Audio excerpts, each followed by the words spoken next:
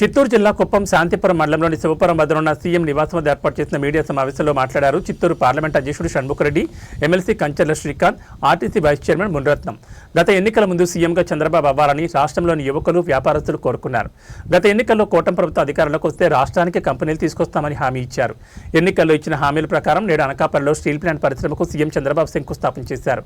గత వైసీపీ హయాంలో ఉక్కు పరిశ్రమను ప్రైవేట్ పరం చేస్తుంటే ఏమీ మాట్లాడకుండా ప్యాలెస్లో కూర్చున్న వ్యక్తి జగన్మోహన్ రెడ్డి. దావోస్కు వెళ్లి అనేక కంపెనీలు తీసుకొచ్చిన నాయకుడు చంద్రబాబు. గత వైసీపీ హయాంలో మాజీ మంత్రి రోజా ఆంధ్రాకు అగ్గిపెట్టి కూడా తీసుకురాలేకపోయింది. మాజీ మంత్రి రోజా నిస్సిగ్గుగా మాట్లాడుతోంది. సుమారు 47,000 ఓట్లతో ప్రజలు రోజాను ఓడించినా బుద్ధి రాలేదన్నారు. వైసీపీ నాయకులు, కార్యకర్తలు ఇప్పటికైనా తెలుసుకోవాలి. ఉక్కు పరిశ్రమ ఏర్పాటుకు సుమారు 5,000 మంది రైతులు స్వచ్ఛందంగా భూములడిచ్చారు. కుప్పం ప్రజలు నీరు అడిగితే కృష్ణమ్మ నీళ్లను అందించారు. గత ఎన్నికల్లో కూటమి ప్రభుత్వాన్ని 93% స్ట్రైక్ రేటుతో ప్రజలు గెలిపించారన్నారు. ఆ ప్రాంతం అభివృద్ధి చెందితే మాకు దానికంటే అదృష్టం లేదని చెప్పి స్వచ్ఛందంగా రైతులు పొలాలు ఇచ్చి ఈరోజు ఆ ఫ్యాక్టరీ రావడానికి ఈరోజు నాంది పలికారంటే అది ఈ రాష్ట్ర ప్రజలు చంద్రబాబు నాయుడు గారి మీద ఉన్నటువంటి నమ్మకానికి నాంది అని కూడా ఈ సందర్భంగా తెలియజేసుకుంటున్నా. కేవలం ఇది నారా లోకేష్ గారు ఒక జూమ్ యాప్ కాల్తోనే ఈ ఫ్యాక్టరీని తీసుకొచ్చారంటే నారా లోకేష్ గారి యొక్క కమిట్మెంట్ ఏందో, ఇది business, doing of business, speed of doing business. ఇది గవర్నమెంటే ప్రత్యేకంగా వారి కోసం ఏ ఫ్యాక్టరీ అయినా, ఏ వ్యాపారస్తుడైనా ఒక ఫ్యాక్టరీ పెట్టుకోవాలని ఒక అప్లికేషన్ పెట్టుకుంటే 24 గంటల్లో ఆ కంపెనీకి ఫోన్ చేసి మీకు ఏం కావాలో చెప్పి 24 గంటల్లో దానికి ఆ సమాధానం చెప్పేటువంటి ప్రభుత్వం ఏదైనా ఉందంటే అది కేవలం ఆంధ్రప్రదేశ్లోనే కూటమి నాయకుల ప్రభుత్వం అని ఈ సందర్భంగా తెలియజేసుకుంటున్నా. ఈరోజు కుప్పంలో ఈ ప్రెస్ మీట్ పెట్టాం. కుప్పంలో మీరు ఎక్కడైనా కానీ మా నాయకులైనా ఎవరైనా కానీ మేము నీళ్ళు అడిగితే బోరేస్తామని చెప్తారు, లేకపోతే ఒక ట్రాక్టర్లో నీళ్లు తీసి తోలుకొచ్చి తాగునీరు ఇస్తారు. కానీ చంద్రబాబు నాయుడు గారి ప్రత్యేకత ఏంటంటే కుప్పం ప్రజానికం నీళ్ళు అడిగితే శ్రీశైలం నుంచి కృష్ణా వాటర్ని తీసుకొచ్చినటువంటి నాయకుడు నారా చంద్రబాబు నాయుడు గారు. అదేవిధంగా ఉద్యోగ అవకాశం కల్పిస్తే ఉద్యోగాలు ఇవ్వండి అని అడిగితే దాదాపు 7,500 కోట్లతో భారీ కంపెనీలు తీసుకొచ్చి ఈ కుప్పంలో కూడా నిరుద్యోగులే పాలిట వరంగా మారుతున్నటువంటి నాయకుడు నారా చంద్రబాబు నాయుడు గారు. కాబట్టి నారా చంద్రబాబు నాయుడు గారి విజన్ 2047 యొక్క విజన్ని పూర్తిగా సాకారం చేయడానికి మా వంతు కూడా సహకారం అందిస్తూ ఈ ఫ్యాక్టరీ నిరుద్యోగ యువతకు ఉద్యోగ అవకాశం కాదు, వాళ్ళ భవిష్యత్తుకు ఒక నాంది పలుకుతుంది, ఆ కుటుంబాల్లో ఒక వెలుగును నింపుతుంది.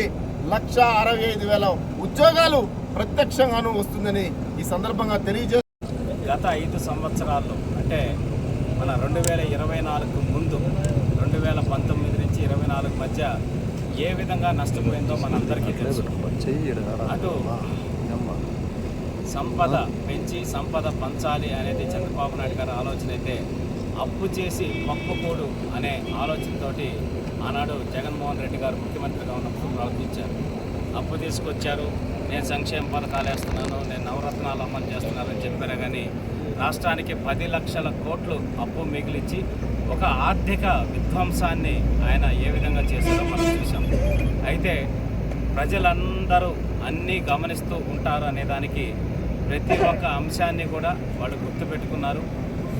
కూటమి ప్రభుత్వం ఆధ్వర్యంలో చంద్రబాబు నాయుడు గారు, అలాగే పవన్ కళ్యాణ్ గారు, మోడీ గారు కలిసి ఈ ఆంధ్రప్రదేశ్ రాష్ట్రాన్ని డబుల్ ఇంజిన్ సర్కార్తో ముందుకు తీసుకెళ్తారు అని నమ్మి 2024లో జరిగిన ఎన్నికల్లో 93% స్ట్రైక్ రేట్, 164 సీట్లు ఇచ్చి ఈ ప్రభుత్వం అయితేనే మా జీవితాలు, మా బిడ్డల జీవితాలు బాగుంటాయని చెప్పనేసి నమ్మటం జరిగింది. దాంట్లో భాగంగా మరీ ముఖ్యంగా నిరుద్యోగ యువత, వాళ్ళు 5 సంవత్సరాల్లో ఒక్క కంపెనీ రాలేదు రాష్ట్రానికి. ఉన్న కంపెనీలు కూడా ఈ రాష్ట్రం వదిలిపెట్టిపోయిన పరిస్థితి మనం చూసాం. ఒక వైజాగ్ నుంచి HDFC అయితేనేమి, ఫ్రాంక్లిన్ టెంపుల్టన్ అయితేనేమి, లూలో గ్రూప్ అయితేనేమి, ఇట్లా ఎన్నో కంపెనీలు తిరుపతి నుంచి, అలాగే ప్రకాశం జిల్లాలో రామాయపట్నం పోర్టు దగ్గర Asian pulp and paper mills, one of the biggest foreign direct investment 21,000 కోట్లతోటి పెట్టుబడితోటి వస్తే వారిని కూడా వాటాలు అడిగి భయపెట్టి వాళ్ళు పారిపోయి మధ్యప్రదేశ్లో పెట్టుకొని ఆల్రెడీ ఆపరేషన్స్ కూడా స్టార్ట్ చేసిన పరిస్థితి. ఇటువంటి వాతావరణం నుంచి మళ్ళీ భవిష్యత్తుకి భరోసానిసి ఒక చరిత్ర తిరగరాసేటటువంటి రోజు మొన్న సోమవారం జరిగింది. అది RSL Mittal and Nippon steel ఇద్దరూ కలిసి 1,34,000 కోట్ల రూపాయల పెట్టుబడి ద్వారా ఇది ప్రపంచ స్థాయి, ఇదేదో భారతదేశ స్థాయి కూడా కాదు, ప్రపంచ స్థాయి అడ్వాన్స్డ్ స్టీల్ ప్లాంట్ని ఈరోజు ఉత్తరాంధ్రలో మనకు అక్కడ అనకాపల్లిలో ప్రారంభించడం, శంకుస్థాపన చేయడం జరిగింది. గౌరవ కేంద్ర మంత్రివర్యులు కుమారస్వామి గారు, అట్లాగే మన రాష్ట్ర ముఖ్యమంత్రి వర్యులు చంద్రబాబు నాయుడు గారు, ఉప ముఖ్యమంత్రి వర్యులు పవన్ కళ్యాణ్ గారు, అలాగే నారా లోకేష్ గారు అందరూ కలిసి ఈ అద్భుతమైన ఒక భవిష్యత్తుని, ఉత్తరాంధ్ర భవిష్యత్తుని మార్చేటటువంటి కార్యక్రమానికి శ్రీకారం చుట్టారు.